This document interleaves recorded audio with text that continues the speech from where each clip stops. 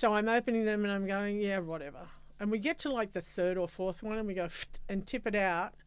And it's only like this full of macadamia nuts and the rest is ecstasy. I was just a dance party drug dealer who had the Oxford Street bartenders working for me. Every bartender on Oxford Street was working for me. How I got caught was I was put in those days, they had a thing called dob in a dealer. I worked on that in the early stages in my police career.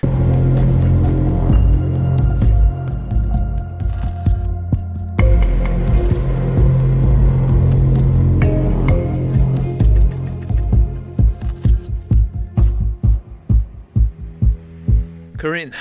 Yes. No, don't worry, this is not a police interview. You don't have to deny that allegation. I'm making no allegations. We're I deny nothing anyway. No, exactly. I admit everything. So. You would have been a great one to interview from a cop's point of view. I had the best time with the two cops, the two detectives. They were both, look, as I said to you before, I have nothing bad to say about the guys who busted me. The minions that came in, them I had a problem with. Yeah. But the ones who actually sat me down at major crime and talked to me and threatened me and did everything. But they threatened you in a nice way. In a nice way. And then when I was in that hellhole called SPC, they came down. I don't know what was happening upstairs. I have no clue who contacted who, whatever. But one of them, the other guy, came down and he said, "Kerrin, why the fuck didn't you tell me who your father was?" I said, "What, are you going to let me out now?" And I was just like, they were really all the way through. Look, I like it when I hear stories like that because cops are doing their job, as everyone appreciates, and if they're doing it but they're fair, they can be hard but fair, and you can't argue. They were fine with me. Okay, well, clearly you're not a fan of the holding cells at the SPC, but we'll move on. Those that were listening to part one would have heard about your journey on the way to New York, and you got distracted in Hawaii. You studied to become a nurse. You worked in an ICU unit. You also worked as a waitress and a stripper, and you started dealing drugs on a cruise that you recommend to anyone. Yep. A 7-day cruise. How would America do it now? Okay. I'm not sure if they've still got the drug dealing on there. No, I don't think they do. Okay, I think it's pretty clean. There has to be a warning. You don't go there for the drugs. No. But the actual trips, the cruise is a great very cruise nice. to do. So when you came back to Australia, was that when you realised that drugs had got hold of you? Chris knew. And Chris being you've broken up with Mark and you started seeing Chris. You met him on the cruise. Yeah. And it was Chris who actually sent you home to sort yourself out. But we probably should say here from the outset that Chris has never been accused of any wrongdoing. So that was 1990. Okay. And you've come back here, but you didn't quite sort yourself out. No. Okay. I came back here and I lived with my grandmother. Yep. And so this is early 1990, like late 89, 99, Christmas, basically. And I was working waitressing. I was working in some really good restaurants, actually, like Cable's at the Regent.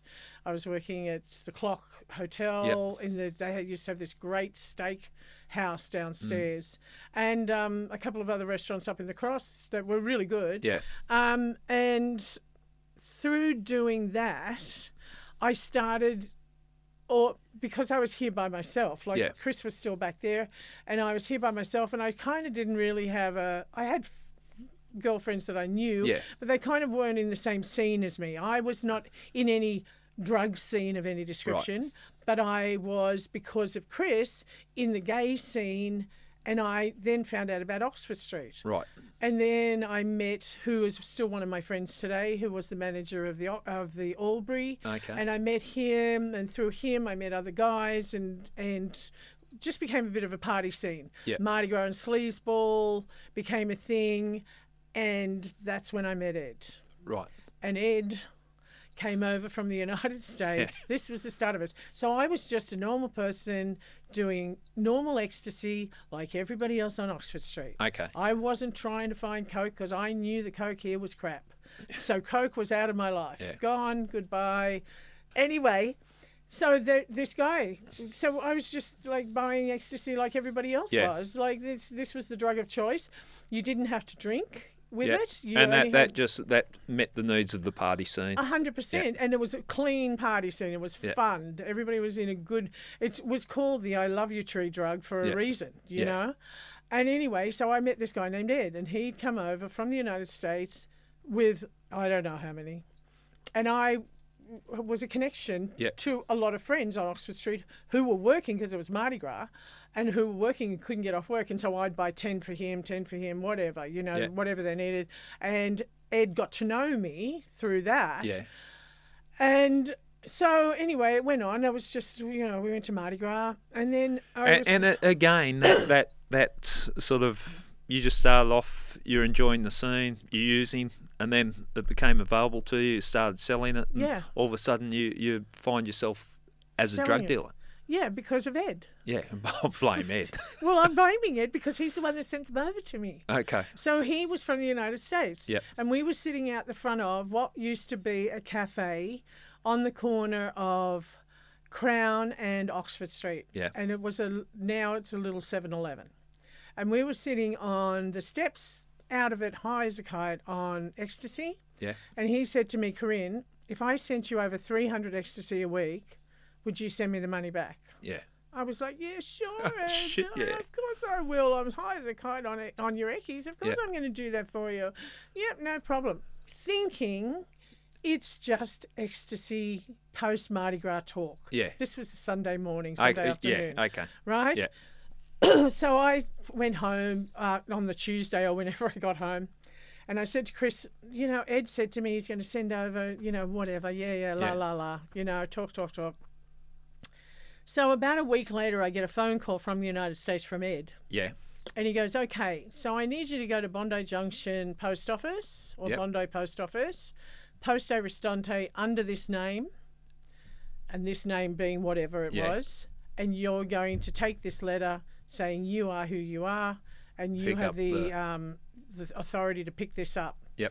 And there's going to be 6 macadamia nut canisters. Right. Okay. All right. Yeah, whatever. Poste Restante.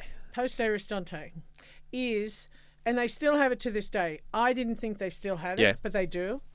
And it is where people who don't live here. So say, for instance, you're in America. Yep.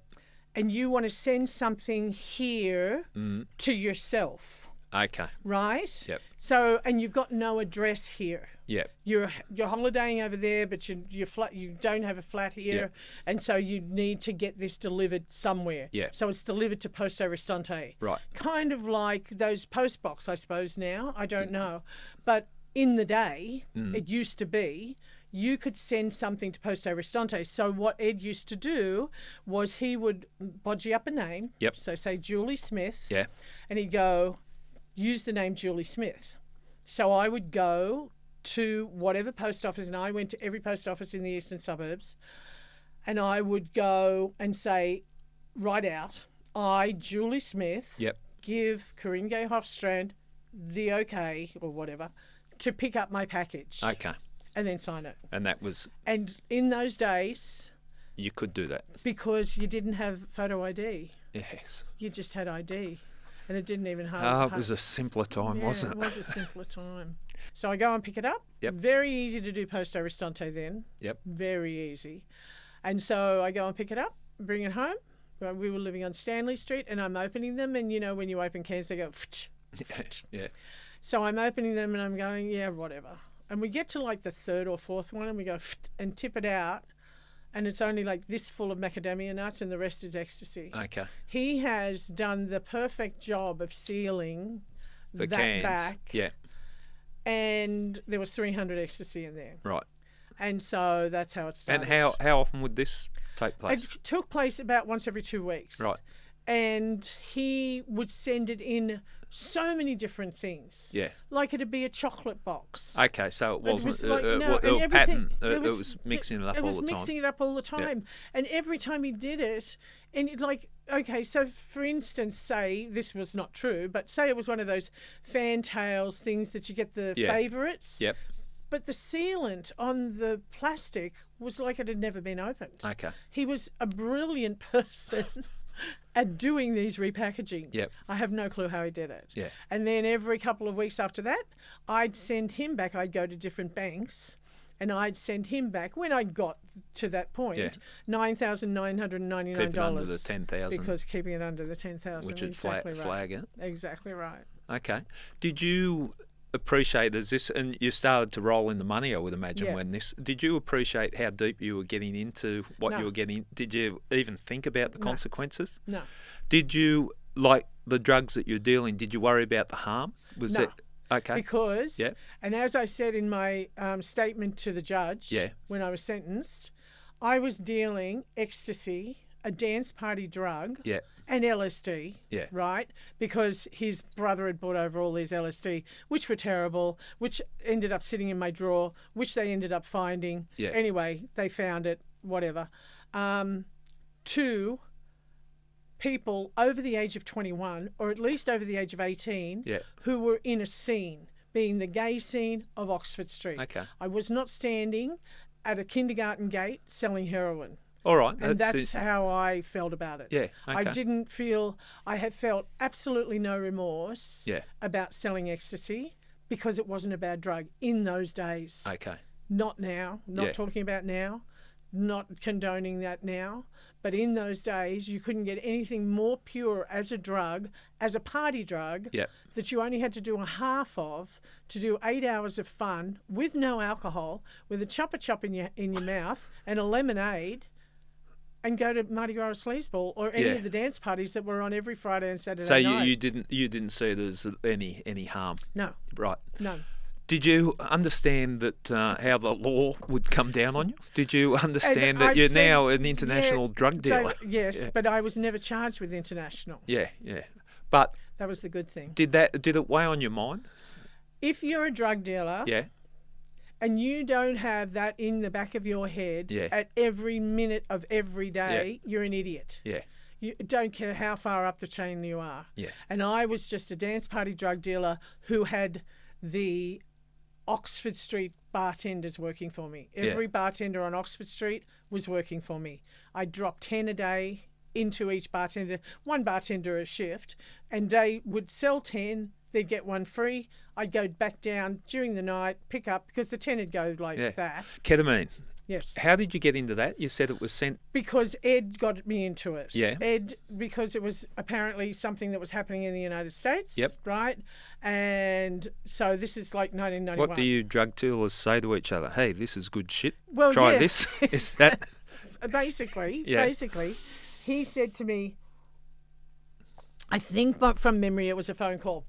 He said to me, there's this new stuff going around, and it is actually just horse tranquilizer. Yep. But it's taken in conjunction with an ecstasy because it puts you in a K-hole. And the K-hole, you really do kind of lose everything. So everybody at dance parties would have like a scarf or not a scarf, but a tie of some description, a 4 square, and they'd have it in their mouth like that. Yeah. So you all went down the K-hole together because you literally felt like you were going down the K-hole. And then you got the ecstasy on top of it. Yeah. But anyway, you only ever did a little bump. It wasn't like a line. It was just a little bump. Yeah. And you just went... I used to call it the snap, crackle and pop drug because you just felt like, wee, you know? And he sent it over to me and he said, okay, so this is the chemical formula. You put this much in to make this much, whatever. He sent me over the Bausch and Lomb bottles and I cooked it up and I told everybody... because a gram was $200. Now, in 1991, $200 was a lot of money. Yeah. Like, ecstasies were only $50. So this was an investment, you know. I think Coke was about the same, but this was a new drug, and so we could charge that much. And I used to say to everybody who came in to try it, into my house at 25 West Street in Bannington, I used to say, just do a bump like this. No, don't listen to Kerrin. Don't listen to Kerrin. What would she know? Let's just do a line like we do Coke because I'm so experienced at what I do. And then they'd be stuck in my house for 2 or 3 hours at a time because they were down that K-hole that was wee and you couldn't go anywhere, you know? Wreck the night. Yeah. Damn them. Okay, and you think that was that was when it was first came in to Australia? Yeah. Yeah. It was the first because I wasn't bussed for it. Yeah. They didn't know that's about right. it. Yeah, that's right. They didn't know about it. And Michael, my lawyer, came down and said, "You're the first person I know that hasn't even gone to court yet, and has had 2 laws changed because I had the MDMA 13-12 law changed. I mean, I'm pulling those numbers. You're a out of my mouth. trendsetter. I was, yeah. Okay. Yeah. I always looked at it. You put a lot of trust in people that you're working with, as in you dealing with the drugs and all that, because in my experience with police, you catch one person that's shitting themselves and they go, I'll tell you who the dealer is, and that's a pretty easy investigation to follow it up once. But how I got caught was I was put in those days, they had a thing called dob in a dealer. I worked on that in the early stages in my police career. Maybe this is right at last. So that's how I got caught, and I knew that from one of these 2 detectives that were the good detectives. Just to let me explain what dob in the dealer was. It was, and it's disgusting. It still runs in some form today. But then it was advertised on TV. They did a real promotion, and we just got dragged in from everywhere, and we're literally bank of telephones. It was like a telethon. Exactly right. It was literally like that, and people would just phone up and say, this person's been selling drugs at this address, blah, blah, blah, and we'd get all the information. Yep. And that's how you got caught. It was another dealer who did it. Well, I'm glad I didn't waste my time going there that day. I wasn't sure if there was any arrests that came from that. But, that's another risk that you take. So the other drug dealer, who I know, and I always say, revenge is a better dish served cold, but it's very cold right now because I still haven't done it. But I know who it was. Okay. Because he went and mouthed off after, and I had more friends on Oxford Street than he did. Right. And so they all told me that he'd mouthed off after it, okay. right? And so that dob in a dealer was the only thing that brought me down. It wasn't any of the guys. Then what happened was they apparently, they always ran that in the May. Yeah. For some reason. It had a certain weekend they did it. So they had a month of surveillance because I wasn't busted till June 8th. Yeah. And apparently I lived on West Street, which is a very small street in Paddington. Yep. And so I lived in a terrace house. There's terrace houses across the road, terrace houses everywhere. And apparently they'd got the okay from the terrace house across the road to do surveillance to my bedroom, which was the top bedroom, which I had no qualms about sitting there counting my ecstasy because there was nobody around. Sorry. I'm just picturing it sitting in there going, she's at it again with the binoculars. Yeah. And I had as I said, I had drawers of LSD because the LSD was crap and I didn't sell it. It was just there. Yeah. They came across it and I was like, oh my God, I didn't even realise it was there anymore. And then, so they came in. So they had this month-long surveillance, apparently. Yeah. They came in at 7 o'clock in the morning. I say 7 o'clock, could have been 7:30. I was up in the top bathroom. I lived with 3 guys. Yep. Chris and 2 other gay guys who were a couple. Yeah. And I thought it was one of them wanting to use the bathroom, and I was in my pink flamingo pajamas, and I said, and they knocked at the door, and they said, get out now. And I said, just hold on a minute, guys. And they said, it's the police. And I was like, okay, I've got to clean my teeth anyway. So they're saying now. So I just put some toothpaste on my thing, and then they held the warrant up in front of me, the search warrant. And for some reason, although somebody corrected me on TikTok, for some reason, I thought it said a year, that they had a warrant for a year. But somebody said no, it had to be a day or 48 hours or something. A month or whatever. It was, couple of weeks. The date was wrong. So it was the 7th of June. Right. It was dated. Yep. And this was the 8th of June.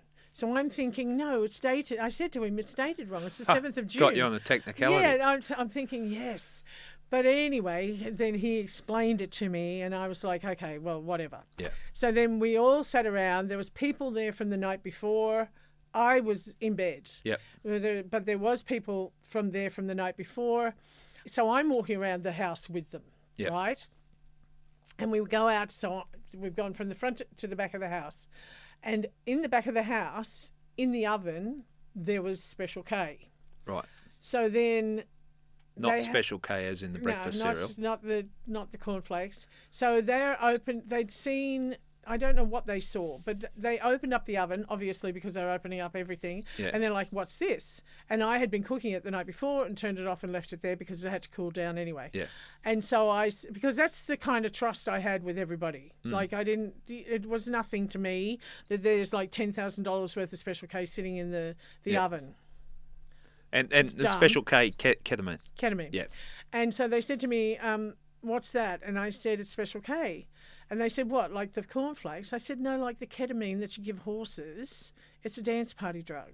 Yeah. And they went, oh, right, okay. So I was the first person in Australia to be busted with ketamine. And so they changed the law to make ketamine illegal. So the ketamine that I had, I couldn't be busted for. Right. And so in those days, it's funny when I go, in those days, we didn't have mobile phones. Yep. And we had answering machines. Yeah. And so my answering machine was always on volume on. Yeah. I suppose, thinking back, I think you could have it on volume off. I can't remember, but I think you could. But anyway, so while they were there, because it was a Queen's birthday weekend and everybody was coming to get their drugs or alternatively wanted to order them, there came through, like, in the time, like 20 calls. And it was like, Kerrin, are you there? Kerrin, I need to pick it up. Kerrin. And we were all just laughing, really, because it was just ridiculous. Well, so what they did, apparently, again, I don't know, was they went back and traced the calls to whatever phone number it was traced to. I'd say that's probably what they did. So, anyway. I'm thinking. Yeah. And Ed was I was not handcuffed at all. Did they let you out of your pink flamingo pajamas? Yeah, they let me change. It was about 2:00 in the afternoon. Ed was still handcuffed to the bottom of the stairs. Yeah. It was terrace, you know. And he had an accident because he was so scared. Yeah. And I was actually as cool as a cucumber. When they took us down to Major Case across from SPC on that little road that goes down to Central, I'm sure you know it well. Yeah. Been there. When they took me in there, they'd gone through my house. Yeah. Like literally. And I was at one desk and Chris was at another desk. And all of a sudden I see this thing come down in front of my face and it is a storage locker receipt. And whoever was standing behind me said, "What's this?" And I said, "It's a storage locker receipt." And I said, yeah, right. And he said, and it's dated, say, the 23rd of June. I said, yeah, but I don't have anything in there anymore. And he goes, why don't we go and find out? Didn't trust you? Oh, what a nasty police officer. See, I tell you. Yeah. So anyway, they get the search warrant. We're in the car. I'm in the car with the two detectives. Yep. And one turns around to me and goes, what the fuck are we going to find in that storage locker, Kerrin? Tell us now. Yep. So we're driving along Darlinghurst Road down to Boundary Street where the storage locker was. And Ed was in another car. Chris was still back at the Major Case. And I said, okay, can we just stop for a packet of cigarettes and I'll tell you. Marlboro Red soft pack, thanks, because they sold soft pack in those days. So one of them got out on the corner of Liverpool Street and Darlinghurst Road. Yeah. And got a packet of cigarettes. And I said, okay, so what you're going to find is about $100,000 in cash, about 400 ecstasies, and about 1,000 hits of LSD. Yep. What I didn't say anything about were the 2 bottles of Bausch and Lomb, which were what you put in contact lenses, which were there, which I didn't know at the time they weren't going to bust me for, because it wasn't illegal. I had no clue, but that was the liquid form of Special K. Okay. So when we went down to the storage locker, they waited for Ed to come in his handcuffs, me without handcuffs. Yeah. And the manager of the storage locker, so there's all these cops there, there's a search warrant there. And I said, oh, how's your day going? He goes, oh, it's a bit slow. I said, not anymore, huh? So anyway, they snapped the lock and I went, this, and this. And then they left. Yeah, okay. Your time in prison, how long did you get sentenced for? It was 3 years, 8 months on the top, 2.5 years in jail. Okay. My lawyer came down after, and I was sentenced at King Street courts. And my lawyer came down and he went, "Oh my God, Kerrin, I thought you were going to get 7 to 10." He said, "I was sure you were going to get 7 Yeah, to it was 10." a pretty lenient It sentence. was. Well, it was Judge Moore. Right. And in the day, Had they a used to say, reputation. "Get more, get less." So my lawyer followed his circuit until we got Judge Moore. Okay. And then I went to two. I pleaded guilty at committal, right? And then I went to 2 sentencing because the first sentencing, they said this woman had millions and millions and millions of dollars worth of ecstasy and LSD. And he said, "Stop right there." And he said, "How many millions?" And the prosecution didn't know. And the prosecution said, "Well, the chemist, this is the chemist's report. Yeah, but it says no amount of millions. And unless you come back to me in 7 days with the correct amount of millions, I'm letting this woman walk from court." Right. Okay. So this is Judge Moore, Judge Moore. This is get more, get less. And anyway, so it was about 7 to 10 days. I went back and they'd gotten it down to $1,030,000 worth of ecstasy and LSD. Yep. That's what I was busted with. Sentenced for. And that's what I was sentenced for. And that's when I went down to the cells and I said, "What was the bottom sentence?" And the sheriff said 2.5 years. And I said, "Great." And in my head, I'm thinking that's 2 Mardi Gras and 1 sleazeball. That's all I thought. That was your mindset at the time. That's all I thought. Looking back now, does that show the state that you're in? That was... Yeah, of course, okay. It does. But see, this is 13 months. I've already been in jail for 13 months by this time. And I still had that mindset. Yeah, what I'm missing out on. What I'm missing out on. Not that I wanted to get back on the drugs, not that I wanted to do another ecstasy, not that I wanted to get back into the scene, but that's what I'm going to miss out on party-wise. Right. You know what I mean? Like, it wasn't about doing another eckie. I could do another eckie anytime I wanted to, even in jail. Right. You know, if you really wanted to, you'd find them. You could get it. But it's not the way to do jail. How is jail? Was it scary for you? Like it's, you're hanging out with the dance scene and party scene and all that. Your friends all the around, good people around Oxford Street. Then you go end up with murderers. Yeah. Were you scared? I was scared shitless in SPC. Yeah. And the first night in Conlon. So you go into Mullawa, which is now called Silverwater. Yeah. But you go into Mullawa, and the first place you go to, other than reception, where I ended up working 5 weeks later, and even though I wasn't a trustee, you end up where all of the heroin addicts of Sydney who have had warrants and they've been arrested on their warrants and are doing 10 days or they're doing 3 months they're or 2 months coming down, are all coming down, and it is hell. Yeah. It is absolute screaming hell. And I was in a cell by myself because I came in quite late at night. Yeah.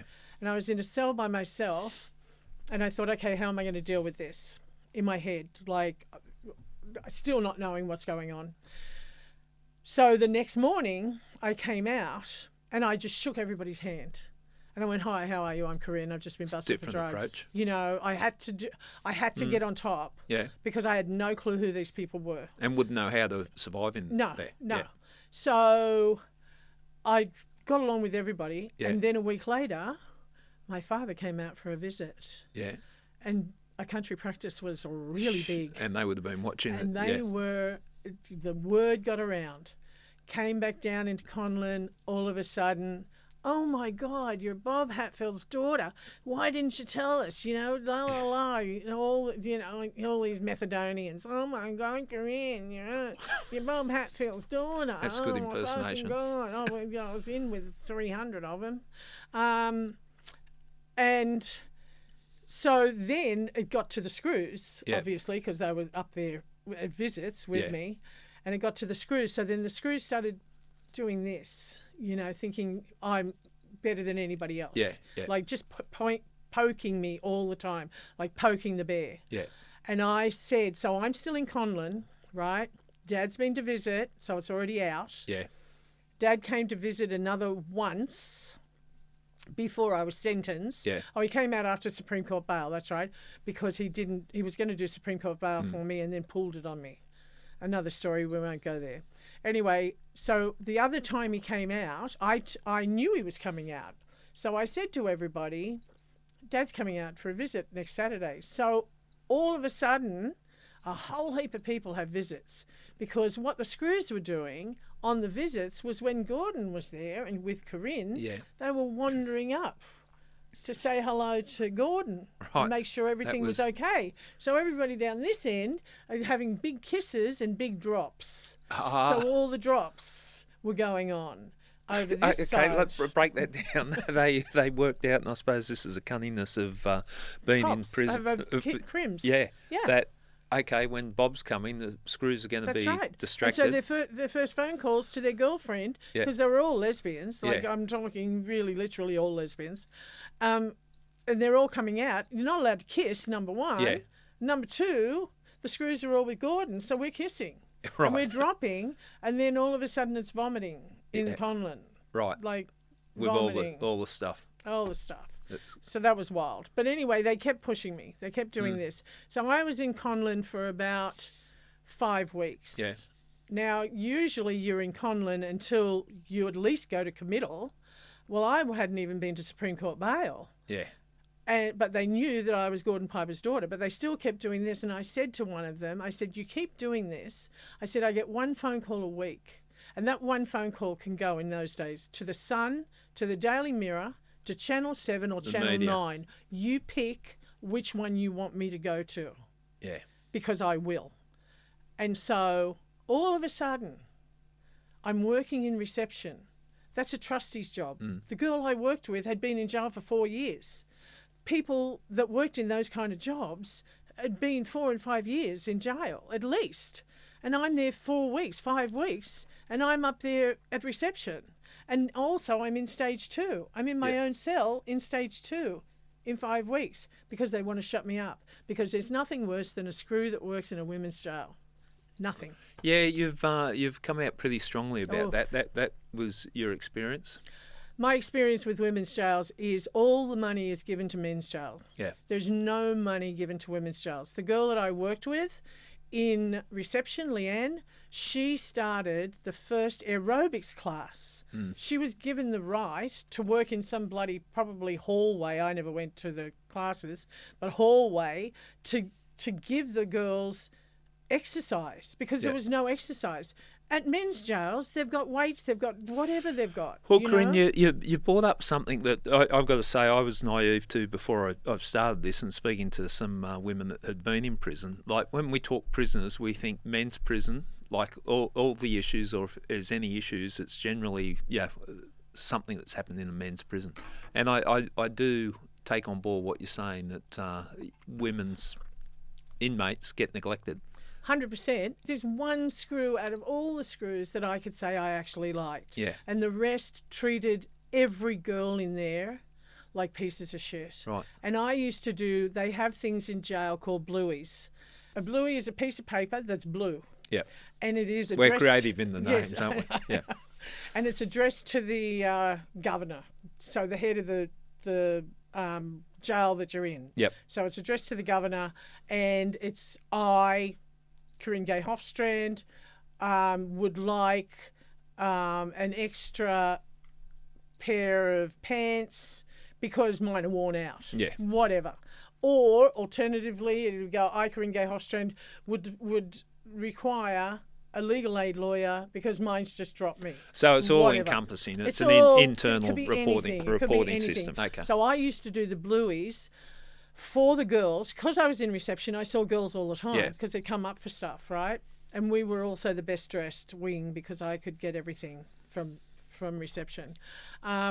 But is there a best dressed award in prison? There is a best dressed wing because we got the new greens, and also we got lighters, which we couldn't have. Okay. And also we got perfumes from the Colombian drug mules that came through and had bought perfumes, and you knew they were going to be in for 20 years.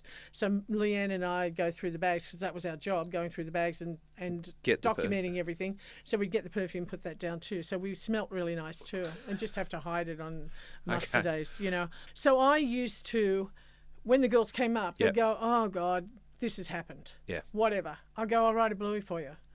And the screws hated me for it because these are girls that were heroin addicts, that were on methadone supplied by the state, right, who didn't know even how to spell half the time. Yeah. So I would write them out and they would put them in. And they knew it was me because it was my writing. Yeah. And they hated me for it. I did 2 for 2 girls who got out on appeal. I did their appeal blueies. And the screws just hated me. The screws absolutely hated me. Because in jail also, they can control the heroin addicts because they give them methadone. If you're not on heroin and I went in there drinking a bottle of Stolies a day because I was up all night. Russian vodka, is it? Yeah, Stolies. Stolies is Russian vodka. So I do double Stolies on the rocks with a splash of lime. And every time I walked into any club in Oxford Street, that drink would be waiting for me, right? Because that's how it was. But I wasn't a drug dealer. But anyway, so I went in drinking a bottle of alcohol a day. Now, coming down from a bottle of alcohol a day is a lot. But you're not on heroin. So therefore, no, we don't do anything for you. And it's like girls who, have gone through domestic violence and coming down from the PTSD of that. No, we've got nothing for you. We've only got something for the heroin addicts. We can give you methadone because the state supplies it. But we can't supply you with a psychiatrist for your PTSD. We can't supply you with an alcoholic counsellor with your alcoholism, nothing. So, no, I got nothing good to say. Okay. What years were you in prison? 91 to 93. Okay. Look, hopefully it's improved. Well, hopefully it has. But then, again, I've seen people talking, and it doesn't seem like it's improved that much. Yeah. Again, with women's prisons. Don't know about men's prisons, never been in them. Look, I'm happy to say that in my knowledge of it, I think they're probably, the focus hasn't been on what goes on in women's prison because the attention goes to the men's prison. So, yeah, it's a valid point. Yeah. And something has to be done. I mean, you've got 300 women on their period at the same time. Imagine what that's like. That's all because you've been living together. Yeah, it just happens normally in people's cycles throughout life. It doesn't matter who you are. It doesn't matter what you're doing. But 300 women all happen to get it at the same time, and nothing's being done. There's nothing good that I can say about a women's prison. Yeah. Nothing good.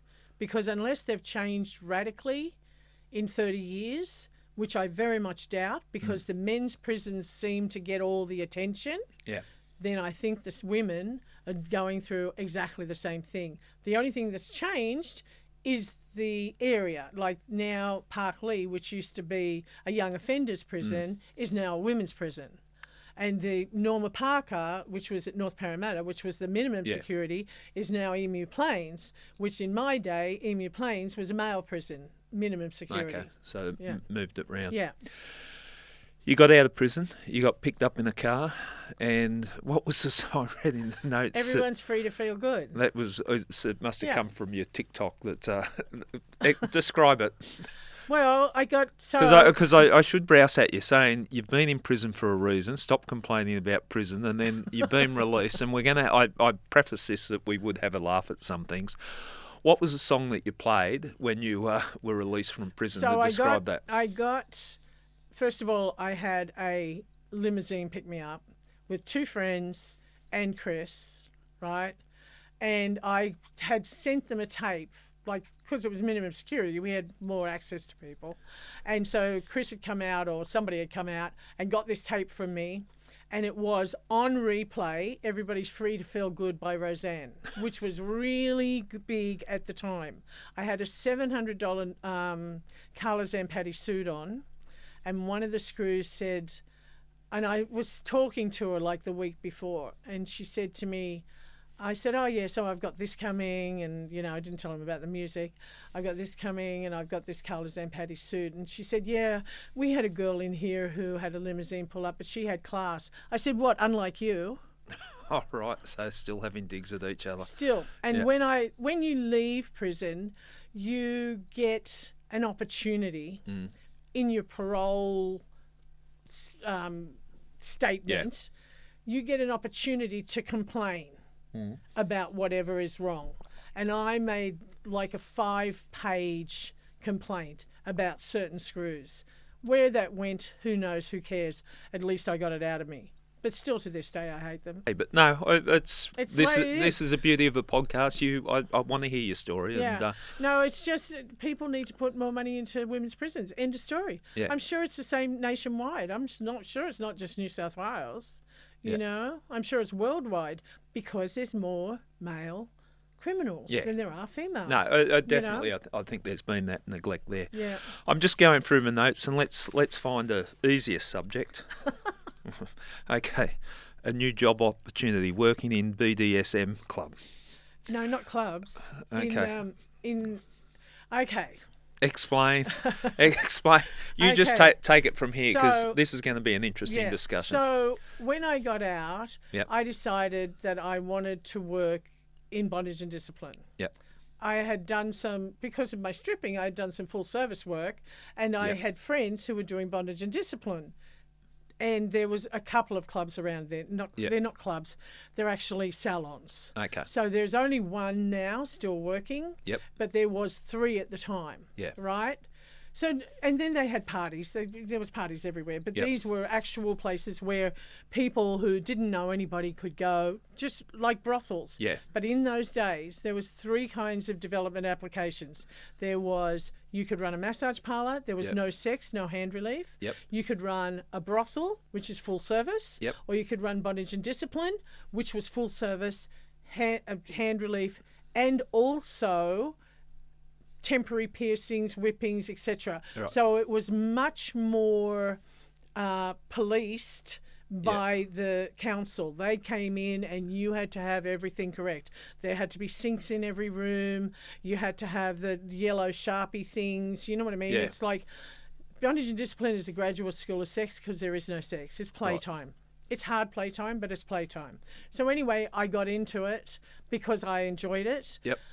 I have trained apprentice when I was working in one of them. I trained apprentices, and I would always, my first question is, why do you want to do bondage and discipline? And they go, because I really want to hurt a man. It's like, okay, you're not going to be a mistress. Right. Because that's not what it's about. It's not about hurting anybody. Yep. Everybody has different kinds of pain thresholds.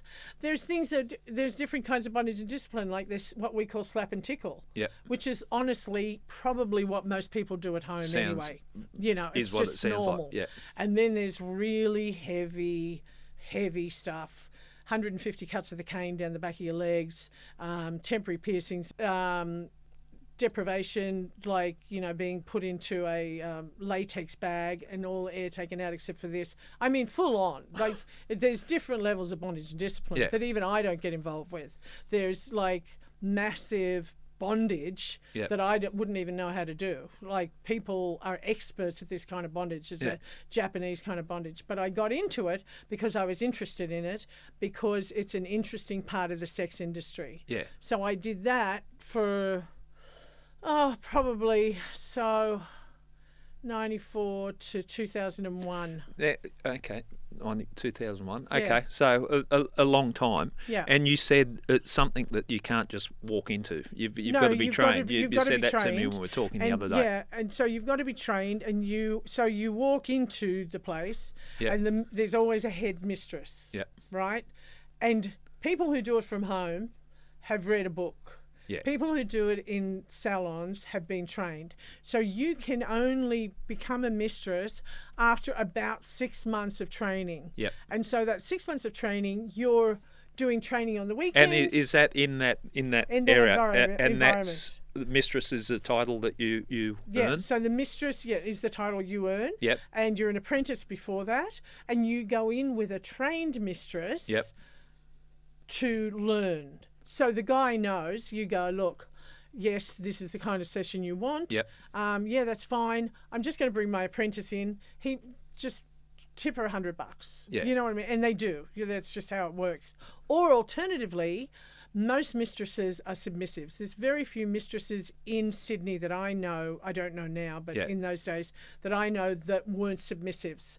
So they would have the sex. Right. So a guy would come in, apprentice would come in with the mistress, and if the sex was negotiated and was paid for, then it would be the apprentice having the sex with the guy. So it's not this just hello, people coming in dressed up and go, I want to be whipped. And no. It's a full-on conversation.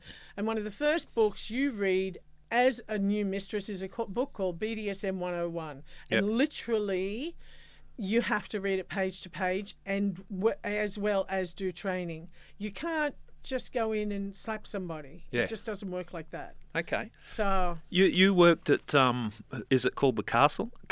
I worked at the Castle. The Castle. I worked at the Castle as a manager. Okay. I worked at Salon Kitties, and I worked at Enigma. Enigma is where I learnt my trade. So you, when you say as a manager, you're not involved in it? Not involved. Okay, but no. other places you're involved. When in. I was a manager at the Castle, I used to train apprentices on the weekend. Yeah.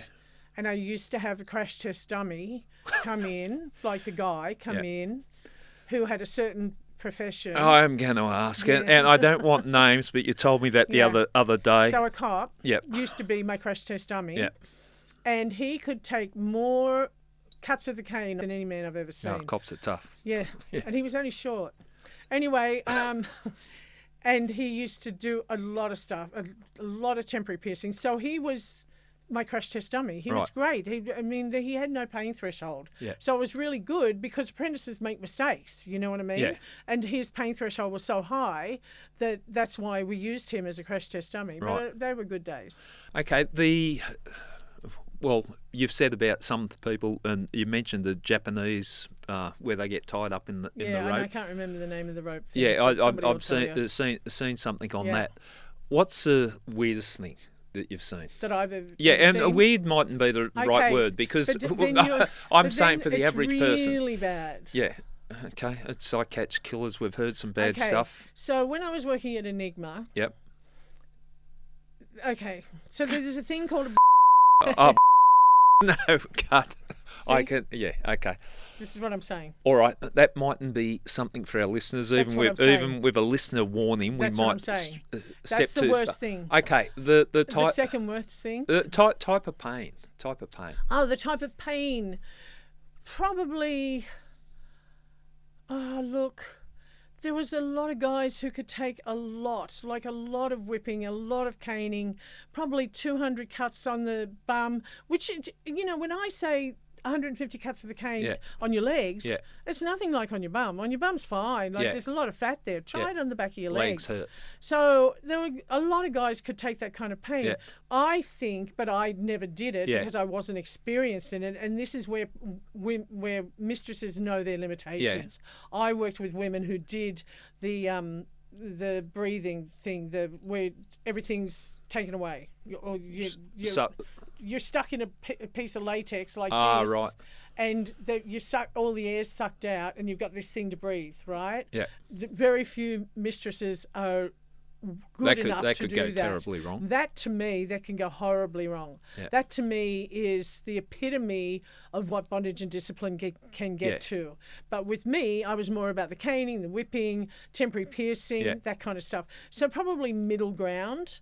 Not low ground, not high ground. Okay. High ground is that kind of bondage, and that kind of sensory deprivation is incredible to look at. Right. Incredible to watch as a session, because a lot of times when those kind of sessions come in, they'll only send, so when you do those interviews, they'll only send out the people who are qualified to do it. So it might be 2 people on a shift of 5. Yeah. Well, those other 3, including myself, would go and watch it because it was so interesting to see. And they don't mind. The submissive doesn't mind. The male doesn't mind, because that's part of his, turn on, is seeing other people see this. Yeah. But, to be tied up like that and to be in that sensory deprivation is next level to me. And what do you think the clients were getting from it, and people participating in it? Well, because it's a turn on. It's a turn on. So there's a sexual gratification component, and they will come. Yeah. Men will come from the pain. Or from the discomfort. Yeah. It's not even, yes, it can be painful, and that's the whole thing. And then there are safe words. If it gets too bad, they go mercy mistress, and any mistress who doesn't stop after mercy mistress is not a real mistress, because that is like a no. Yeah. Whereas, in full service, there's no such thing as a stop. because men don't know how to stop in full service. Okay, so what you're saying here is it's because it is so on the regulated. edge, it has to be more regulated. It's 100% regulated. Type of people that come there without Cops. naming name. No, cops. You always, lawyers, yeah. politicians, people in positions judges, of power, by the sounds people who have to, doctors, yeah. lawyers, people who have to think every day. Like, I like doing submissive work myself. Yeah. When I was, not anymore at 70, not anymore, Yeah. but I like to be a submissive because I'm a thinker. Switch and off. so you just switch off. And you just like, let somebody else do the thinking for me for an hour, please. Yeah. And it's just the best release. It's absolutely the best release. And when my grandmother died, I used to have, this was privately, I wasn't working for anybody at the time. I was actually managing massage parlours. Yeah. But I had a master and he was great. And his wife used to send him to me because his wife would go, Kerrin, he needs to come and see you now. You know? So anyway, he was great. And I had, after my grandmother died, so she died in the April, and in the September, I saw him and I said, this is it. This is our last session. Yep. And I made it the most cathartic session, like, hurt me as much as you want because I need to get it out of me. That was the pain. And I cried for the whole 3 hours. Yeah. Just because my grandmother's death had done so much damage to me that I needed this to get through. And I never saw him again. And we were in contact for a few years after, but I never saw him physically again. Yeah. Well, it's interesting, and like, thank you for giving us an insight into that world, because I'm sure a lot of people, haven't experienced that, but have been curious of what goes on there. People need to broaden their outlook or broaden their mind on what sex involves or sexuality involves. Sexuality is not all wham bam thank you ma'am. Sexuality comes in many forms, and BDSM is just one of them, and it is the graduate school of sex. Okay, interesting. Where do I go from there?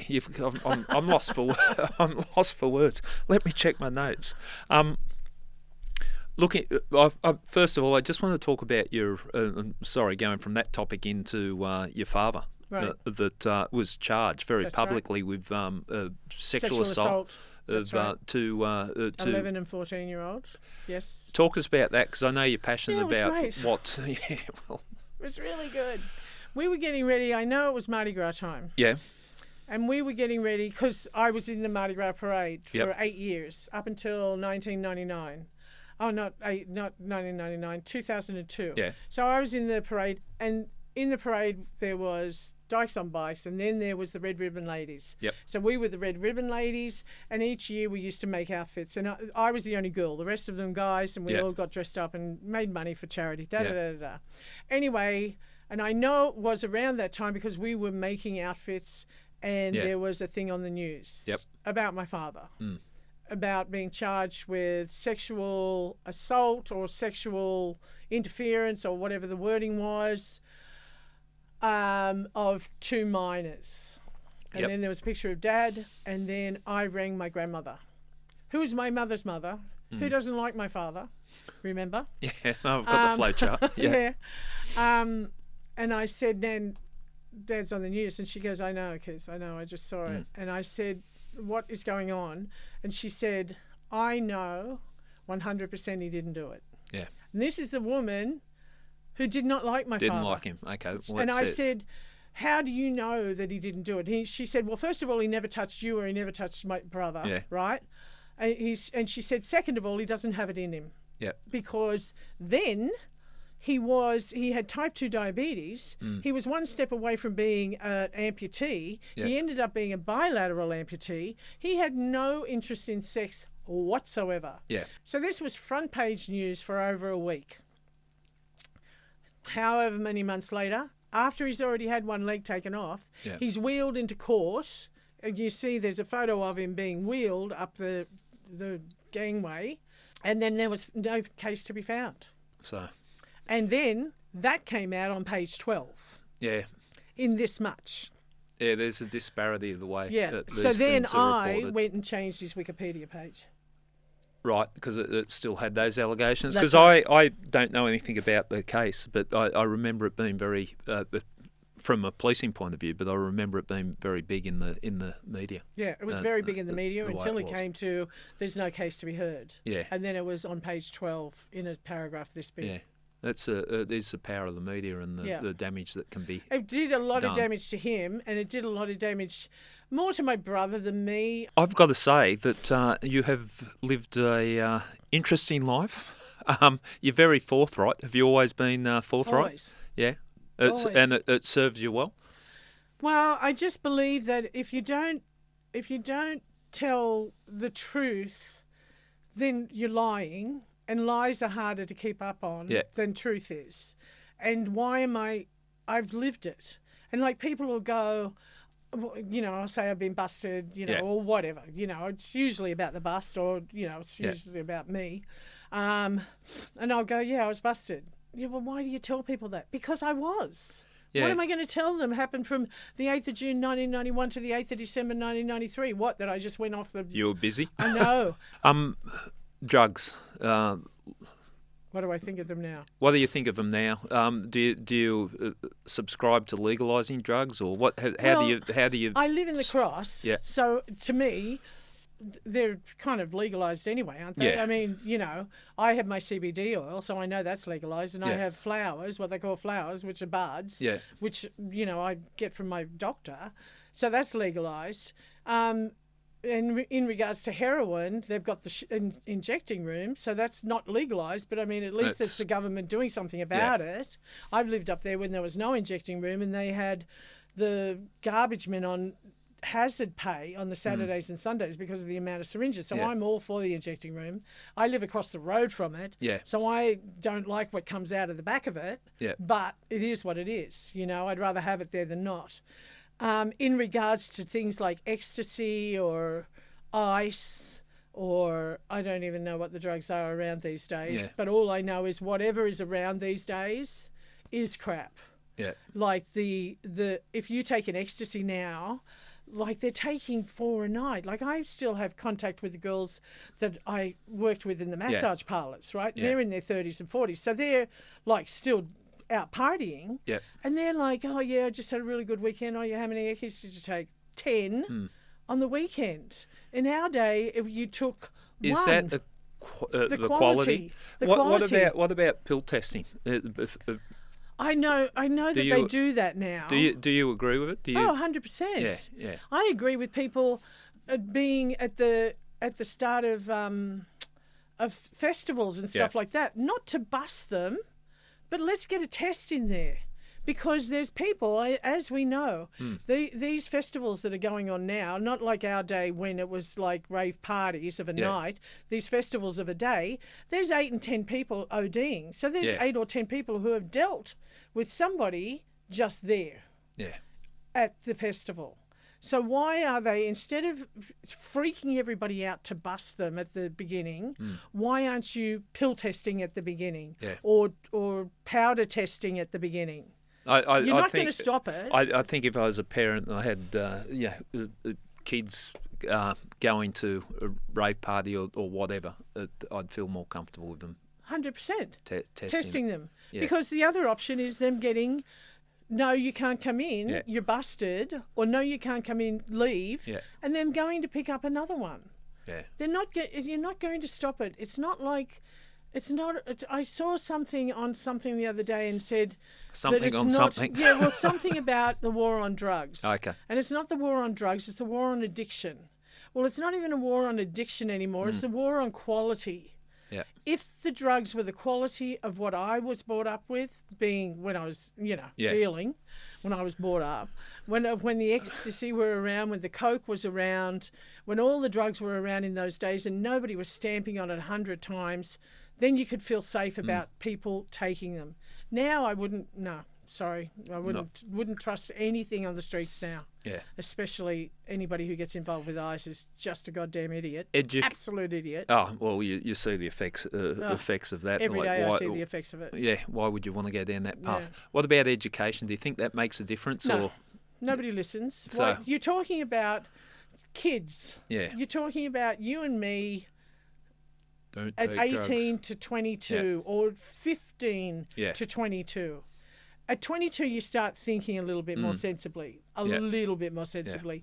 But 15 to 22, or however old you are that your parents let you out for one of these festivals, you're not thinking sensibly. You're not thinking about ending up in hospital with intubated, OD'd and brain dead. Yeah. You're not thinking about that. You're thinking about the party. There's no education because education goes in one ear and out the other. At that age. It's just not, it's not comprehending. It's like, yeah, sure, that's not going to happen to me. Yeah. Not at all.